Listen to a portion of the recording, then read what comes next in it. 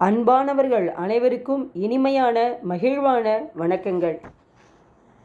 தாரமர் கொன்றையும் சண்பக மாலையும் சாத்தும் தில்லை ஊரார் தம் பாகத்து உமைமைந்தனே, உலகேழும் பெற்ற சீர் அபிராமி அந்தாதி எப்போதும் என் சிந்தையுள்ளே, காரமர் மேனி கணபதியே நிற்க கட்டுரையே என்று பிள்ளையார் காப்புடன் இன்று மூன்றாவது பாடலாக நரகம் அடையாதிருக்க வழி என்ன என்பதை சுப்பிரமணிய பட்டர் சொல்கிறார்.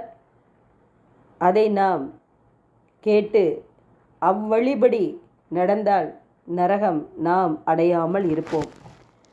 அறிந்தேன் எவரும் அறியா மறையின் அறிந்து கொண்டு செறிந்தேன் உனது திருவடிக்கு திருவே, வெறிவிப் பிரிந்தேன் நின் அன்பர் பெருமை எண்ணாத கருமனெஞ்சால் மறிந்தே விழும் நரகுக்கு உறவாகிய மனிதரையே.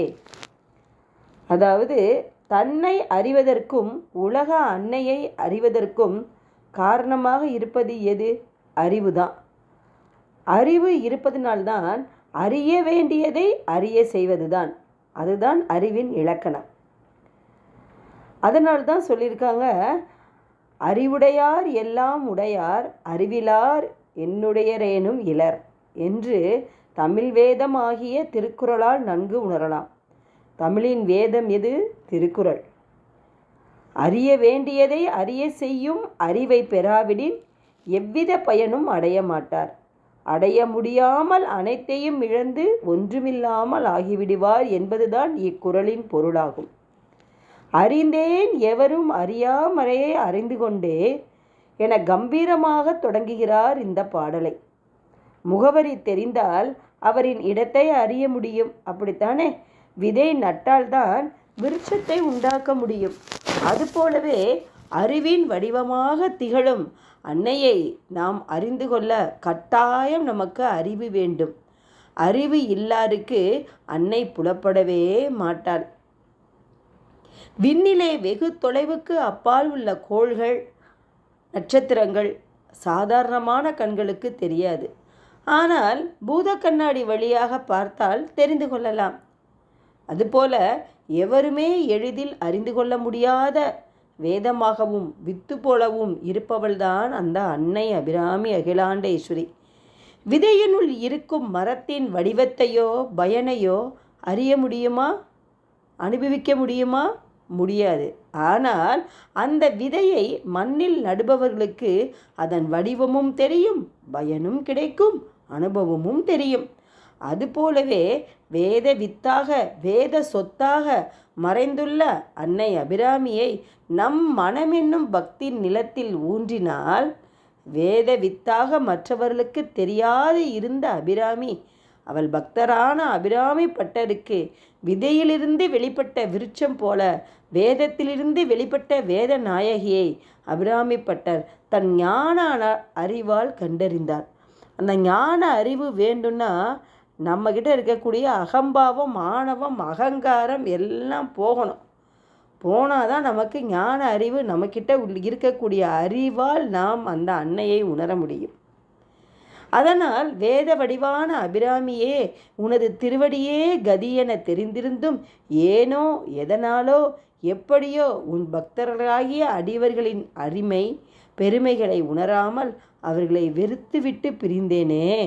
அந்த பெரும் பாதகத்தால் மீள முடியாத நரகத்தில் விழக்கூடிய பாதகர்களை துணையாக சேர்த்திருந்தேனே. எனினும் உன்னையே உள்ளத்தில் இருத்தி உன் நாமத்தையே சதா உச்சரித்து வந்ததால், உன் அடியார்களுடன் உறவு கொண்டு இருந்ததினாலும் நரகத்திலே விழும்படி செய்யக்கூடிய பாவிகளிடமிருந்து மீட்டு வந்துவிட்டேன். மீண்டும் வருமாறு பெருங்கருணை புரிந்துவிட்டால் தாயினும் தயவான அன்னை அபிராமி என்று அவளின் திருப்புகழை பாடுகிறார். அவள் அருள் திருவடி மலரை சூடும் பாக்கியம் பெற்ற அபிராமி பட்டர்.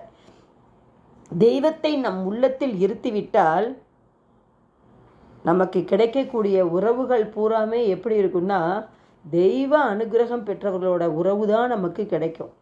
எப்பயுமே நல்லது தான் நமக்கு நடக்கும், கெட்டது நம்ம கண்ணுக்கு படவே படாது.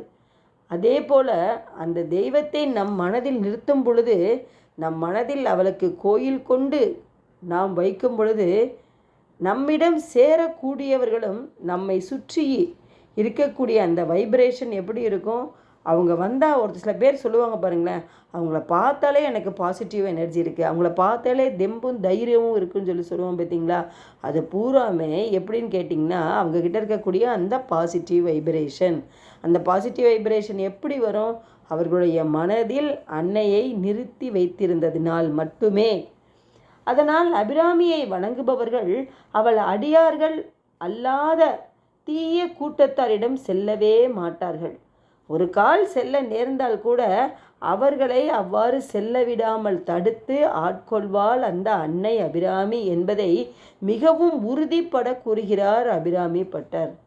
நம்ம சொல்லுவோம், நம்ம தெய்வத்தை நான் உன்னை அப்படி வணங்குறேனே, அப்படி கும்பிட்டேனே, என்னை ஏன் இப்படி கெட்ட வழியில் போக வச்ச, என்னை ஏன் இப்படி பண்ணிட்டேன்னு சொல்லி கேட்குறோம் பார்த்தீங்களா? விதி வசத்தால் நாம் போனாலும் அம்பாள் என்ன பண்ணிடுவா? நம்மளை திருப்பி நம்மளை நல்ல பொசிஷனுக்கு கொண்டு வந்து நிப்பாட்டிடுவா. அவளை நாமத்தை உச்சரித்துக்கிட்டே நாம் இருந்தோம் என்றால்.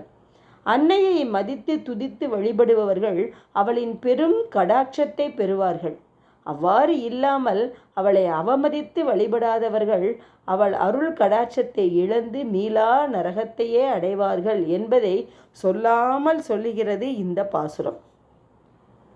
இந்த பாசுரத்தை பக்தியுடன் துதித்து வழிபட்டால் எவராலும் அறிய முடியாத வேதத்தையும் வேத விழுப்புரளான அபிராமியையும் இனிதே எளிதில் அறிந்து மேன்மையுறலாம் என்பது தெளிந்த முடிவு.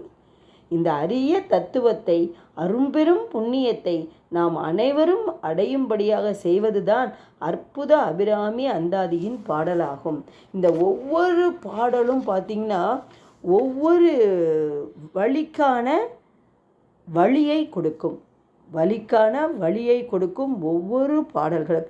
இந்த பாடல்களை பொருள் உணர்ந்து நாம் பாடும் பொழுது நமக்கு ஏதுங்க துன்பம் வாழ்வில்?